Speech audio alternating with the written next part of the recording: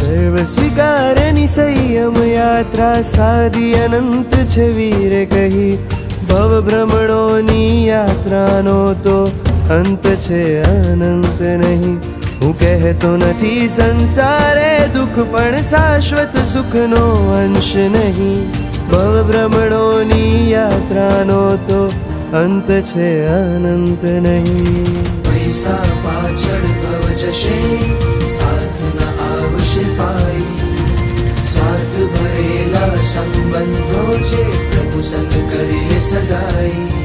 71 वर्ष की है, लेकिन मैं अगर मेरे को 71 मिनट्स दो न तो भी कम पड़ रही है, लेकिन समय का मान रखते हुए मैं बहुत जितना भी बोला है उतना इसके हिसाब से मैं आपका स्पीच में पूरा कर लूँगा. बोलिए श्री नेमिनाथ भगवान की जय. बोलिए श्री महावीर स्वामी भगवान की जय. शंकेश्वरा पार्श्वनाथ भगवान की जय. बोलिए श्री नाकोड़ा भैरव देव की जय. अनंत तीर्थंकरों को मेरे भाव भरे नमन.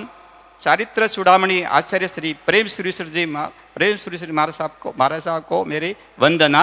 वर्तमान तपोनिधि आचार्य श्री भुवन भानु सुरेश्वर जी महाराजा को मेरी वंदना.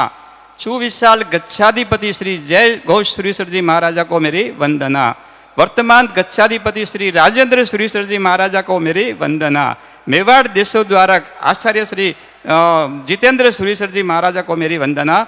दीक्षा दानेश्वरी आचार्य श्री गुणरत्न सुरेश्वर जी महाराजा को मेरी वंदना. मेरे परम उपकारी आचार्य श्री रश्मि रत्न सुरेश्वर जी महाराजा को मेरी वंदना. इस दीक्षा प्रसंग में आशीर्वाद देने के लिए पधारे हुए सभी आचार्य भगवंत, पन्यास भगवंत, मुनि भगवंत तथा सभी साध्वी जी भगवंत को मेरी वंदना. यहाँ पर विराजमान सभी मेहमानों को मेरा प्रणाम. मेरी कोई हैसियत नहीं कि मैं आपके सामने कुछ बोलूं, लेकिन आपने मुझे मौका दिया है तो मैं सिर्फ इतना ही बोलना चाहता हूँ कि मुझे देखकर सभी को आश्चर्य हो रहा होगा कि इतनी उम्र में दीक्षा लेकर क्या भला होगा. अगर दीक्षा लेनी ही थी तो थोड़ी जल्दी ली होती तो अच्छा होता. अब इस उम्र में क्या साधना होगी, ऐसे काफ़ी प्रश्न आपके दिमाग में घूम रहे होंगे. लेकिन मैं शॉर्ट में इतना ही कहना चाहता हूँ कि शादी के लिए इंसान उम्र लायक होना चाहिए. शादी के लिए इंसान उम्र लायक होना चाहिए और दीक्षा के लिए इंसान लायक होना चाहिए. दीक्षा के लिए इंसान लायक होना चाहिए.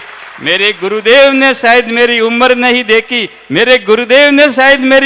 देखी, लेकिन मेरी लायकात देखी होगी, इसलिए आज इस उम्र में भी मुझे दीक्षा मिल रही है. वैसे मेरे दीक्षा लेने के लिए भाव तो काफ़ी सालों से थे, लेकिन कोई कर्मवश ढीला पड़ रहा था. परंतु अब मैंने तय कर लिया है कि मैं भले दीक्षा लेने में लेट पड़ा,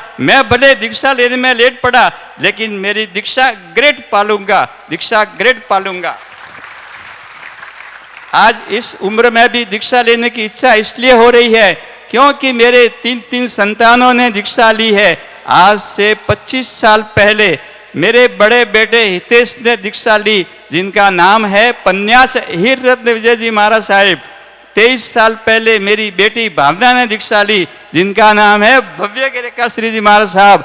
और 21 साल पहले मेरे तीसरे बेटे दीपेश, जो संगीतकार बन के गए थे पालितना में, उन्होंने दीक्षा ली थी, जिनका नाम है पन्यास चारित्र रत्न विजय जी महाराज साहेब.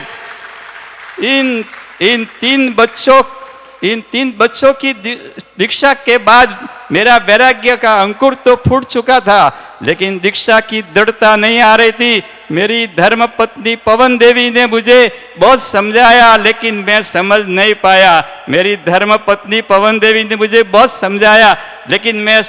पाया. उनकी संयम की भावना पूरी नहीं कर पाया. 2 साल पहले उनका स्वर्गवास हुआ और मेरी आत्मा ने दृढ़ निर्णय कर लिया कि अब तो किसी भी संजोग में दीक्षा लेनी ही है और मेरी धर्म पत्नी की इच्छा पूरी करनी ही है.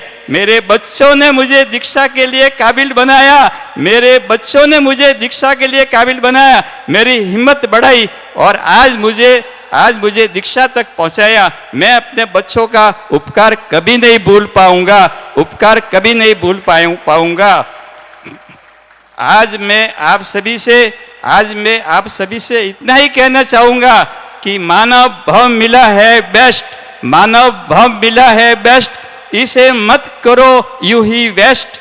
एक बार कर लो संयम का टेस्ट तो बन जाओगे मोक्ष के गेस्ट, फिर तो वहां पर रेस्ट ही रेस्ट। इतनी सी है मेरी रिक्वेस्ट, आप सभी को दीक्षा लेने के लिए ऑल द बेस्ट।